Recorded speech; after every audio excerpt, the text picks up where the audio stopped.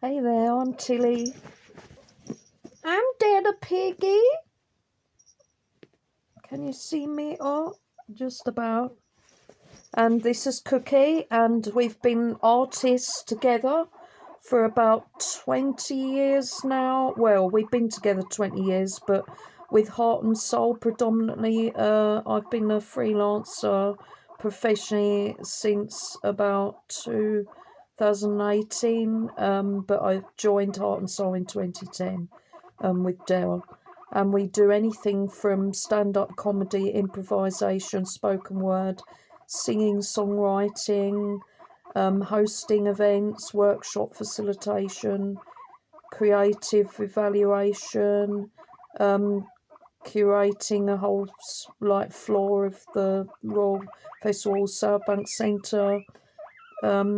Comic strips. One is on permanent display in Welcome Collection, Euston Road, Being Human. Please go and see it because it's been designed and curated by various people, including artists and those with lived experience of various disabilities. And they chose the artists that were going to be featured in there. And I was lucky enough to be one of them. Anyhow, what do we want to offer to you as part of Elevate? Hopefully a digital piece and or a live art piece in the form of puffing and wooling, a mindful, relaxing, beautiful. It's something which we've been able to create into a comic strip, so there's like a visual guide to it.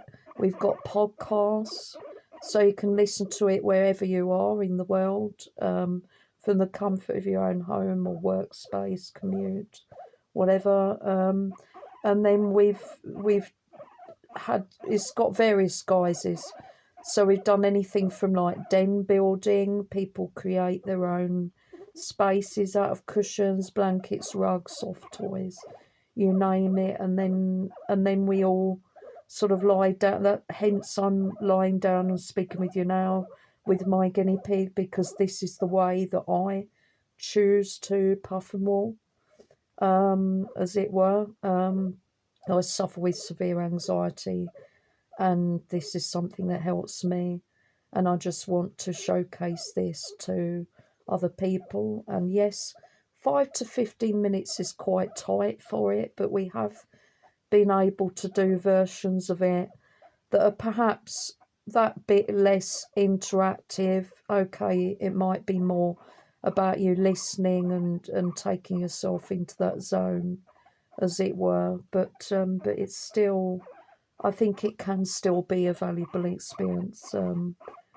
We've heard good feedback from the podcasts, for instance, and yeah, I think it's good to show that you can make time for yourself and be in the moment and have a bit of indulgence and a bit of me time, mindfulness, in a very short time.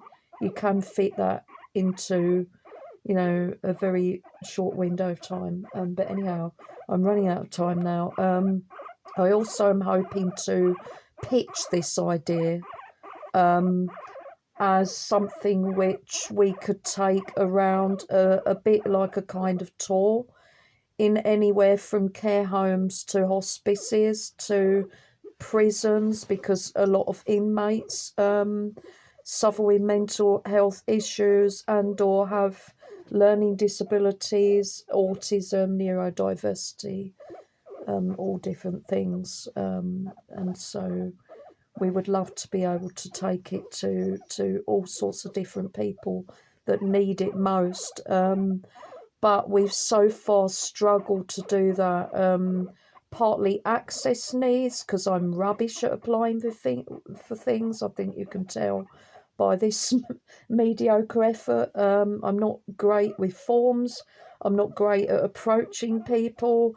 One of the main bits that I struggle with is like the funding part, knowing like how much I might need to budget for, and things like that. And also approaching people, like knowing where are the best people to approach.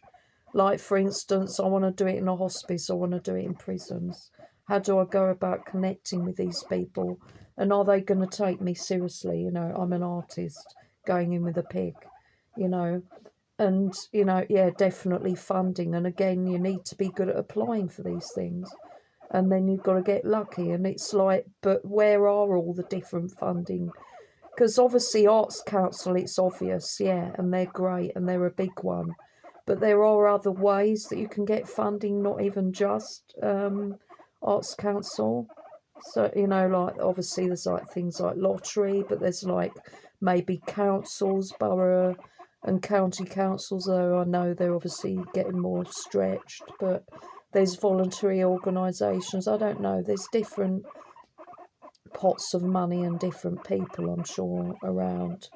But it's knowing where to go and how to approach these people in the right ways, and yeah, and getting venues on board, getting partners on board, and yeah, potentially getting other people involved. You know, it might be that we need other people to help facilitate the puffing and woolling. I mean, at the very least, I tend to need some support with setting up, support with transporting stuff around. If we're going to be taking lots of blankets and rugs and things around. At the moment, I don't drive, so it's all sorts of logistical things and equipment and access needs, and yeah. So I'm proposing that I'd love to take Puffing and Woolling on tour, but yeah, I'm struggling to know how to go about this. And I know I've gone over the time, but I'm trying to apply for 3 different things here, so, and I'm hopeless at this, so I hope you can allow. Technology-wise, it's very low-key. We usually tend to just have an iPad or a phone or a laptop, and then a little speaker, you know, a cordless like USB sort of like speaker thing, and then possibly a microphone.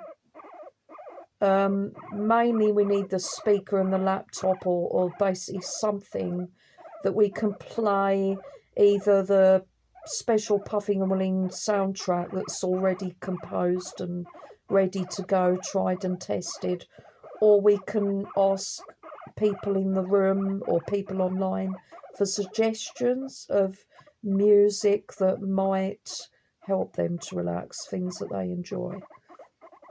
So it tends to be that. And then the microphone is for maybe so that we're not having to shout, or other people in the room, when they want to share and they might have a quieter voice, then it just helps to, it helps to further amplify them, but without hopefully being too loud.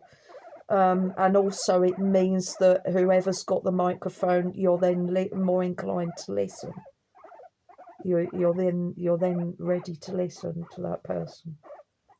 So yeah, but basically it's pretty much me and Dell in a onesie, in pyjamas, with a notebook, and yeah, just speaking stuff from my head and from that book, and a soundtrack or suggestions of music from other people.